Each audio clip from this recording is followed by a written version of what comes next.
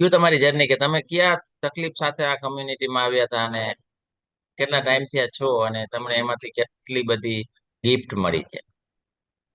અ, હું આ કોમ્યુનિટીમાં જોઈન મારા બે મેન પ્રોબ્લેમ હતા. એક તો ઓવરવેટ હતું મારે, અને બીજું મને ડાયાબિટીસ હતું. અ, બરાબર.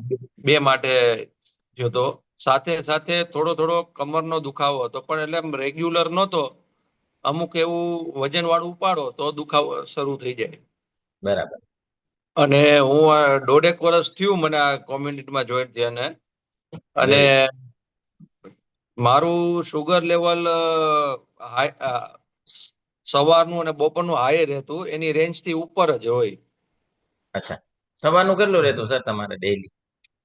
સવારનું છે ને 125 ની આજુબાજુ, 100 થી 125 ની આજુબાજુ. હમ. અને જો રાતના કઈ એવું ખવાઈ ગયું હોય તો 125 થી વધી જાય સવારનું ફાસ્ટિંગ નું, ઓ, એમ. બરાબર. અને બપોરનું 140 ની જગ્યાએ 175 ની આજુબાજુ રહેતું. અચ્છા, ઓલમોસ્ટ જે જોઈએ એનાથી વધારે 30-35 પોઈન્ટ આવતું. આવતું. બરાબર. એટલે અને એના આ માટે એના માટે કઈ એની તમે માટે, દવા લેતા કે નહીં? હા, દવા તો રેગ્યુલર લેતો. અ, હમ. ક્યારે આપણે કહીએ ને કે બતાવવા જાય ને, જો રિપોર્ટ નોર્મલ આવે તો ડોક્ટર કે ના સારું છે, ગયા વખત કરતા ઘટ્યું છે. પછી બરાબર. ક્યારેક બીજી વખત બતાવવા જાય તો પાછું વધી જાય, તો કે કેમ વધી ગયું. એના જેવું છે કે હવે જયારે બતાવવા જાય ત્યારે આપણે સુગર ટેસ્ટ કર્યું હોય અને આપણે કઈક ખાધું હોય તો એ વધી જાય. આપણને ખ્યાલ ન હોય, પણ આપણે ખાલી એટલું જ જોઈએ કે ગયા વખત કરતા પાછું વધી ગયું. એટલે આપણે એમ તરત માની લઈએ કે ડોક્ટર આ વખતે ડોઝમાં વધઘટ કરશે. હમ. એટલે તો અત્યારે તમારે એમાં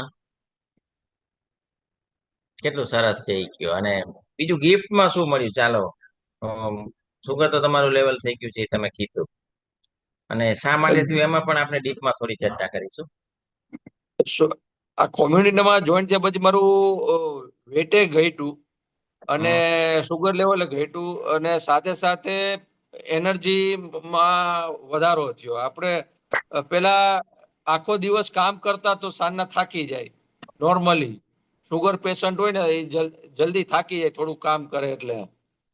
પણ આ સ્ટાર્ટ કર્યા પછી સવારના સમજો 6-6:30 થી ઉઠતા હોય તો એ 10:30-11 વાગ્યા સુધી આપણે કામ કરી શકીએ એવી એનર્જી ફૂલ રહેતી. અરે વાહ, જોરદાર. સરે આપણે એક મેસેજ આપ્યો કે જનરલી જેમને સુગર હોય છે, એ સુગર જેને જેને જેને હોય છે, જે પરિવારના મેમ્બર્સને હોય છે, એ સાંજે એકદમ થાકેલા હોય. આ સરનો અનુભવ છે, હો. અને ડોક્ટર પણ કહે છે કે ભાઈ જો સુગર આવે તો આપણી એનર્જી ડાઉન થાય છે. એનું કારણ શું છે એ આપણે સર પાસેથી સાંભળીશું, કેમ કે એનો અનુભવ જોરદાર છે. Yes sir. એટલે શું છે કે મને આ સ્ફૂર્તિ ને બધું એકદમ કામ કરવાનું આપણે મન થાય એ ટાઈપનું આખો દી એનર્જેટિક રહેતું હતું. Very good. યસ. અને તમારે તમે કેની પાસે ટ્રીટમેન્ટ લેતા સર? મારા અંકલ છે, એમડી ડોક્ટર છે. એમની પાસે હું છેલ્લા 5-7 વર્ષથી ટ્રીટમેન્ટ લઉં છું. વેરી એટલે ગુડ. યસ. અને આપણે સૌ પ્રથમ આ કમ્યુનિટીનો લાભ કોને મળ્યો હતો અને કોના દ્વારા તમે અહીંયા આવ્યા, એ ખાસ જાણવું છે.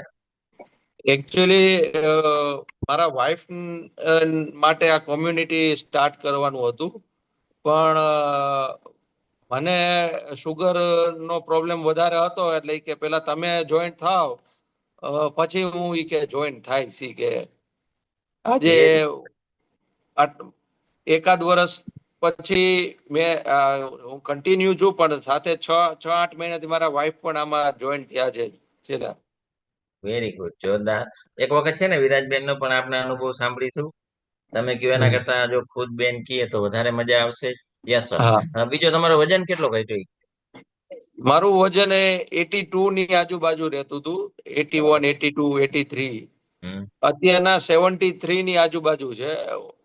અરે વાહ, જોરદાર. એટલે 9 kg વેટ લોસ થયો છે. અને જોરદાર કેલ્પિંગ કરીએ કે ભાઈ એમને મેઇન તકલીફ હતી વજનની અને ડાયાબિટીસ. કેમ કે સર તમને જે કમરની અંદર તકલીફ હતી એ સ્પાઇનમાં, એ તકલીફ તમને ધીરે ધીરે કેટલી વધતી હતી ને કેવી રીતે વધતી હતી ઈ કયો. જન આમ જનરલી ખ્યાલ ન આવે, પણ જ્યારે પણ મારે જ્યારે બેન્ડ થવાનું આવે ત્યારે આપણે કહીએ ને અંગૂઠા પકડવાનું હોય, કોઈને આપણે પનિશમેન્ટ આપીએ એમાં આગળ જો ઝૂકીને બરાબર. તો ત્યારે ઝૂકી ગયા તો ઝૂકવામાં વાંધો નહીં, પણ ઝૂકી ગયા પછી જ્યારે સીધું થવું હોય ને ત્યારે દુખાવો થતો. બરાબર. એટલે અને વેરી અને તમારા અંકલે શું કીધું કે તમને કે ભાઈ તમે વજન નહીં ઘટાડો તો તમને સર્જરી આવી શકે છે એવી વાત થઈ સ્પાઇનની? હા, એટલે ઓવરવેટ ને હિસાબે વજન મણકા ઉપર સ્પાઇન ઉપર આવતું હતું.